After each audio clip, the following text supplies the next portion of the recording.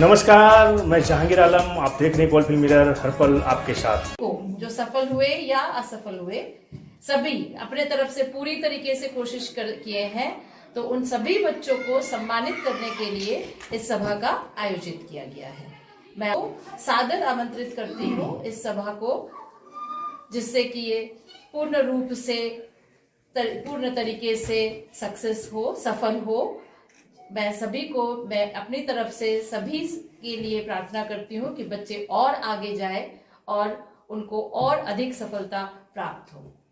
और इसके साथ साथ आप प्रेस के सभी मित्र बंधुओं को बहुत बहुत धन्यवाद, जो आप लोगों ने अपना कीमती वक्त निकालकर इस छोटे से कार्यक्रम को कवरेज करने के लिए आए हैं। ये बच्चे नेशनल चैंपियनशिप खेलने के लिए कुछ दिन पहले राजस्थान की भूमि पे गए हुए थे। उन्होंने अपना बेहतर प्रदर्शन किया और बेहतर प्रदर्शन का जो रिजल्ट है वो आज हम लोग के समीप है। और जो शरीर चर्चा की जो बात आजकल की जा रही है, जैसे कि आप लोग देखा होगा पिछले 2-3 वर्षों में कि कोरोना नाम की बीमारी, ये शरीर के ऊपर चर्चा करने के लिए या स्वास्थ्य को ठीक करने के लिए लोगों को बहुत ही अंदर से जागरूक किया है।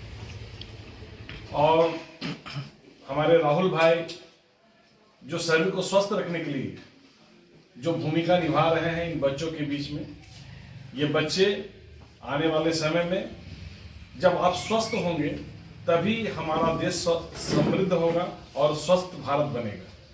इसलिए मैं इस मंच से राहुल जी का बहुत बहुत धन्यवाद करूंगा। और का जो प्रेस कॉन्फ्रेंस है उसका मेन उद्देश्य यही है, पश्चिम बर्धमान से 3 लड़कियां all India university game karate खेलने के लिए बिलासपुर गई थी जनवरी में, और वही 3 लड़कियां वापस ऑल इंडिया यूनिवर्सिटी गेम का नेशनल खेलने के लिए गई जौनपुर किक बॉक्सिंग। वहां पर 2 लड़कियों ने टॉप 8 में अपना जगह वहां पर बनाकर आई है और एक लड़की ब्रॉन्ज मेडल लेकर आई है। ऑल इंडिया यूनिवर्सिटी गेम में करीब करीब 180 या 200 यूनिवर्सिटी पार्टिसिपेट करते हैं पूरा इंडिया को मिलाकर। इंडिया में जितने भी यूनिवर्सिटी है लगभग 180-200।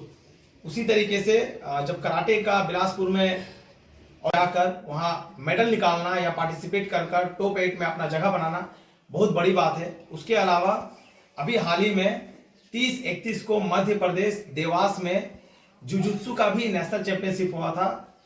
मेरे यहाँ से 2 बच्चे नेशनल खेलने के लिए गए थे, वहां पर भी एक बच्चे ने सिल्वर मेडल लेकर आया है। इसके अलावा 14, 15, 16 दिल्ली में स्टेट्स फाउंडेशन का नेशनल कराटे चैंपियनशिप है। अभी हाल ही में इसका सिलेक्शन चितरंजन में हुआ था 1 और 2 तारीख को, जहां 9 बच्चे यहां से पार्टिसिपेट किए थे। 9 में से 6 बच्चे ऐसे हैं जिनके पास सिल्वर मेडल आ गया और 3 बच्चे ऐसे हैं जिनके पास ब्रॉन्ज मेडल। तो जो फर्स्ट और सेकेंड हुए हैं उन दोनों को मौका मिल रहा है नेशनल में पार्टिसिपेट करने के लिए। मेरे 2 बच्चे जो गोल्ड निकाले हैं और 4 बच्चे जो सिल्वर निकाले हैं, टोटल 6 बच्चे नेशनल खेलने के लिए दिल्ली जा रहे हैं। यही 3 टॉपिक जो है, इस टॉपिक को लेकर ही इस प्रेस कॉन्फ्रेंस का आयोजन किया गया है। नहीं है, किक बॉक्सिंग भी नहीं है। अगर अगले साल वापस कराटे इंक्लूड होता है या किक बॉक्सिंग इंक्लूड होता है, तो जो भी बच्चे टॉप 8 बनाने में कामयाब हुई, रूमा कर्मकार वो भी 2 फाइट के बाद अपना जगह बनाने में, टॉप 8 में जगह बनाने में कामयाब हो गई।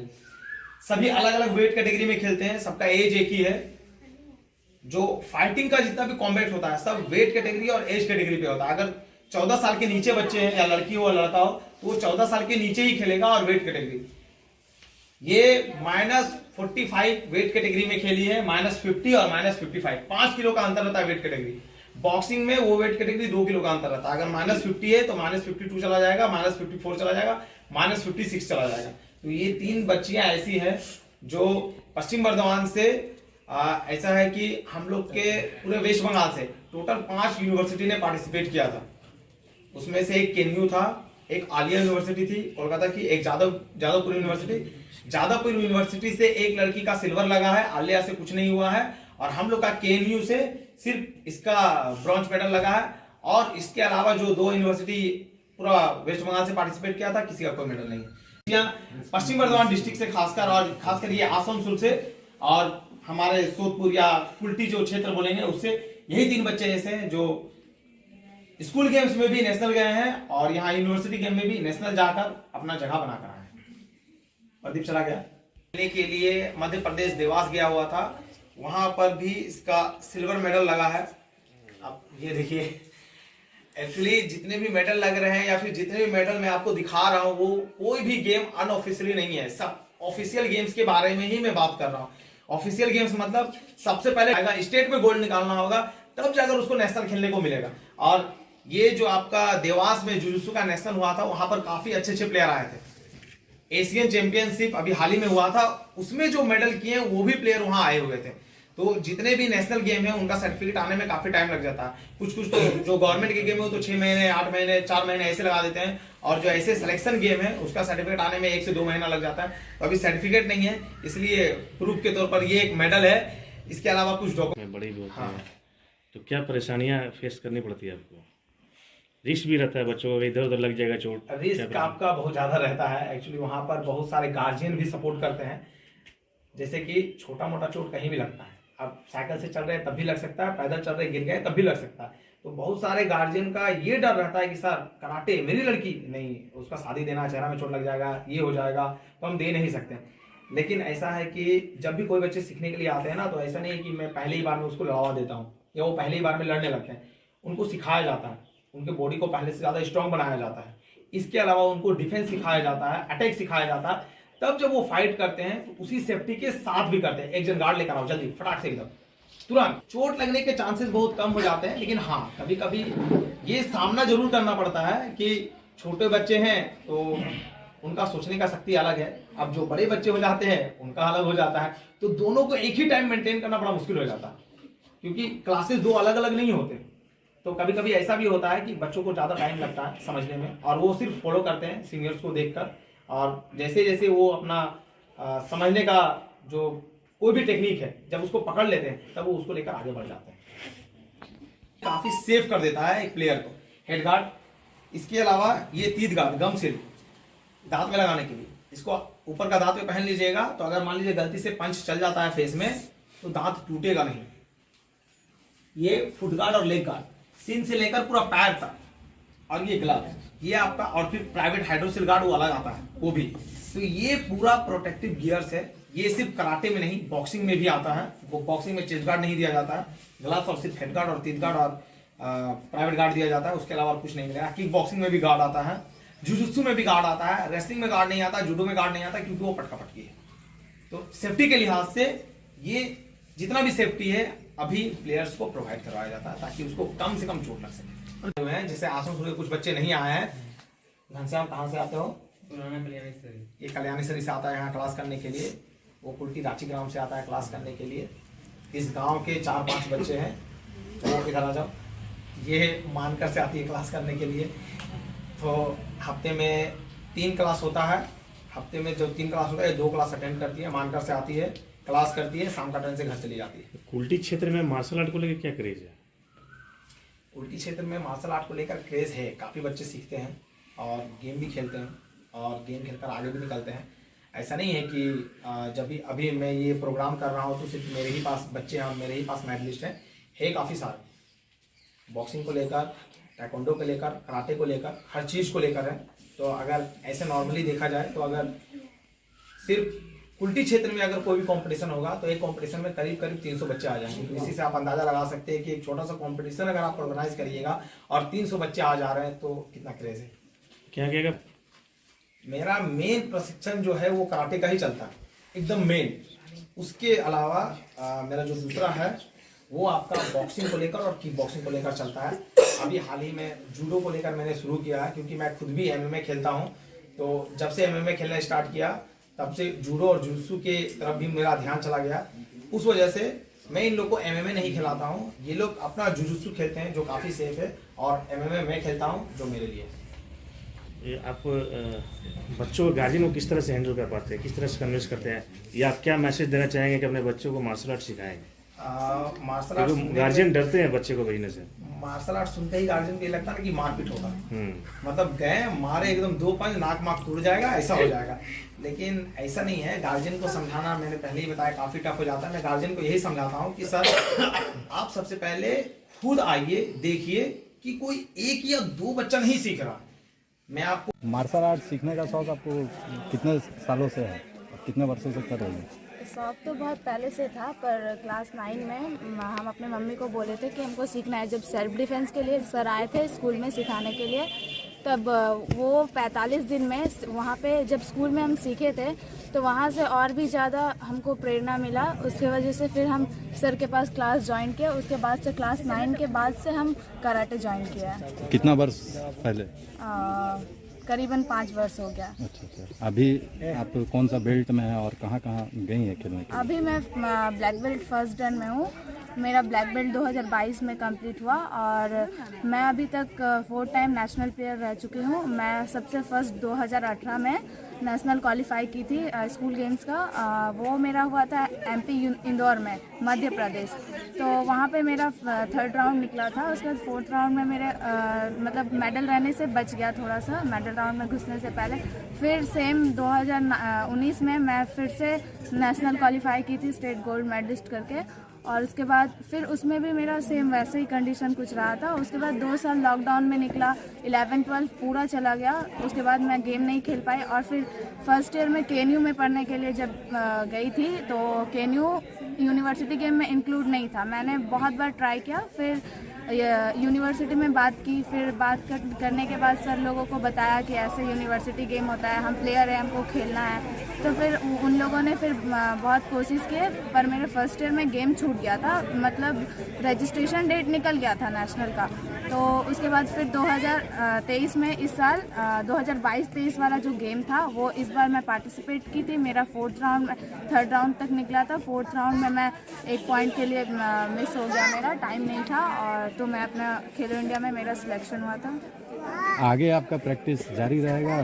कहाँ तक जाने का कोशिश रहेगा आपका? कोशिश तो बहुत आगे का है और मैं अभी प्रैक्टिस करती हूँ। अभी भी प्रैक्टिस और स्टडी के साथ साथ प्रैक्टिस भी करती हूँ। तो अभी नेशनल में मेरा मेन फोकस है कि पिछले साल मेरा यूनिवर्सिटी गेम का लास्ट ईयर है, तो 3rd ईयर तक मैं कोशिश करती हूँ कि पिछले ईयर इस बार मेडल छूटा है तो क्या अगले बार गोल्ड मेडल लाने का चांस रखती हैं। पेरेंट्स कितना सपोर्ट करते हैं आपको? पेरेंट्स फुल सपोर्ट है। पेरेंट्स एक्चुअली मैं बिहारी फैमिली से बिलोंग करती हूँ, तो स्टार्टिंग में उतना सपोर्ट नहीं था। जब मैं स्टेट क्वालिफाई किए थे तो फिर फैमिली से पूरा सपोर्ट मिलने लगा मेरे। नाम क्या? मैं प्रिया ठाकुर फ्रॉम बिसरगढ़। कर रही है आप जूडो या मार्शल आर्ट्स का जो तैयारी कर सर रही है? मेरा भी 5 साल हो गया। 5 साल हो गया। आपका परिचय क्या है? सर मैं रूमा कर्मकार और मैं यहीं रहती हूँ। यहीं मेरा 5 साल हो गया। स्कूल में आए थे जब सर, क्लास 10th में थी तब आए थे सर। तो तभी से वहाँ फिर गार्जियन को बुलाया थे सर यहाँ पे। तो फिर पापा ने बोला ठीक है सीखो, तो तब से आज तक। अभी कौन सा बेल्ट में है आप? Sir brown. Brown belt. कुछ लेवल भी है?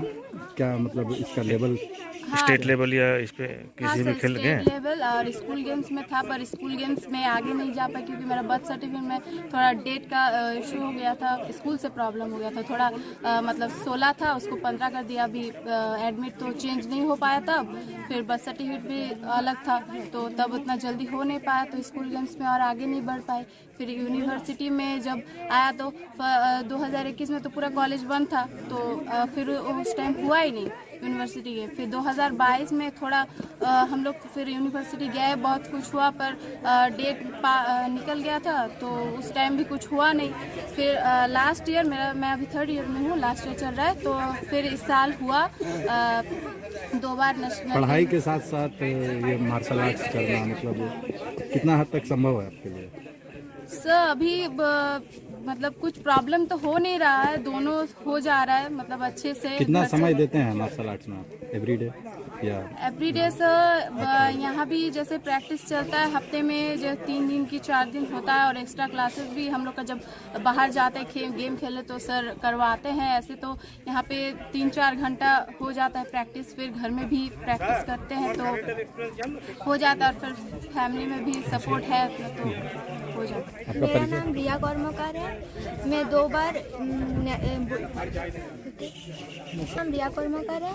हम 2 बार किक बॉक्सिंग में नेशनल प्लेयर हैं और इस बार जो हम यूनिवर्सिटी में खेले थे उसमें मेरा ब्रॉन्ज हुआ है। अच्छा, तो आप किक बॉक्सिंग करती हैं? मैं हम कराटे भी करते हैं। कराटे में भी मेरा तो नेशनल में खेलने का क्या एक्सपीरियंस रहा आपका? मेरा नेशनल में खेलने का एक्सपीरियंस है कि बहुत अच्छे से मतलब নিচের থেকে আবার উপরে গেলাম তো অনেক মানে ভালো এক্সপিরিয়েন্স হলো। আর আবার কি যে আমার ভুল ছিল কি ঠিক আছে সেগুলো সব মিলিয়ে ঘাটিয়ে फैमिली का कितना सपोर्ट रहा आपका? फैमिली का पहले सपोर्ट नहीं था, अभी फुल सपोर्ट है। मार्शल आर्ट्स में मतलब कौन सा बेल्ट में है? हम अभी ब्लैक बेल्ट में है, फर्स्ट डन। और 2020 में मेरा ब्लैक बेल्ट कंप्लीट हुआ था। और मेरा नाम प्रदीप नोनिया है। हम चीना कॉलेज बिलोंग करते हैं। और हम कितने वर्षों से मार्शल आर्ट्स का जो है तैयारी आप कर रहे हैं? कहाँ पे ट्रेनिंग ले रहे हैं? हम ट्रेनिंग यहीं पर लेते हैं। मैं टीचर का नाम है राहुल सर। और मेरा 3 साल हो चुका है कराटे किए हुए। के लिए हाँ, हम स्कूल गेम से बॉक्सिंग का नेशनल प्लेयर हैं। फर्स्ट राउंड निकाले थे, दूसरा राउंड में हार गए थे। और कहाँ गए थे खेलने? मिजोरम, असम। अच्छा, एंड सेकेंड टाइम जुजुत्सु का मध्य प्रदेश में हुआ था नेशनल, उसमें गए थे। उसमें सिल्वर मेडलिस्ट है, मेडल निकला है। और बाकी पूरा इंडिया में ही मतलब घूम ही लिए हैं, बस डाउन साइड नहीं गए। आगे का क्या? आगे का बस जितना भी मतलब ओलंपिक गेम होता है उसमें सिलेक्शन खाली निकालना है। उसके बाद दूसरे ही एशियन गेम्स। तो उसके लिए क्या तैयारी आगे और आपको करना होगा? बस सर बोलते हैं प्रैक्टिस में रेगुलर रहो और बाकी गेम में मतलब जितना खेल सके वो खेलो, जितना एक्सपीरियंस उठा सके उठाओ। उसके बाद ही मेडल निकलने का बहुत ज़्यादा संभव हो। नाम प्रगति वाजपेयी है। क्लास 10 का भी एग्ज़ाम दिए और ये मेरा पहला नेशनल है। आपका प्रशिक्षण कहाँ पे चल रहा है, मतलब ट्रेनिंग कहाँ चल रहा है? ट्रेनिंग मेरा यहीं चलता है और जैसे कभी कभी कुल्टी में क्लास होता है तो वहाँ पर भी होता है, ज़्यादा यहीं पर होता है। क्या नाम है आपके टीचर के, ट्रेनर के? राहुल पासवान। किस तरह के ट्रेनिंग आपको यहाँ पे दिया जाता है? सर वही टेक्निक वगैरह होता है, बॉडी वार्म अप होता है और हार्ट प्रैक्टिस भी होता है, बहुत ज़्यादा रनिंग वगैरह होता है। क्या आपका अचीवमेंट है आगे के लिए, क्या सोचते हैं आप? आगे का कोई भी अच्छे से लेवल पे मेडल निकालना है और डिफेंस में कुछ भी करना है, जॉब वगैरह। फैमिली का सपोर्ट कैसा मिलता है आपको? तो फैमिली का भी सपोर्ट है। क्योंकि आप एक लड़की हैं और गार्जियन जो है नहीं चाहता है कि हमारी बच्ची जो है बाहर ज़्यादा ऐसा नहीं हो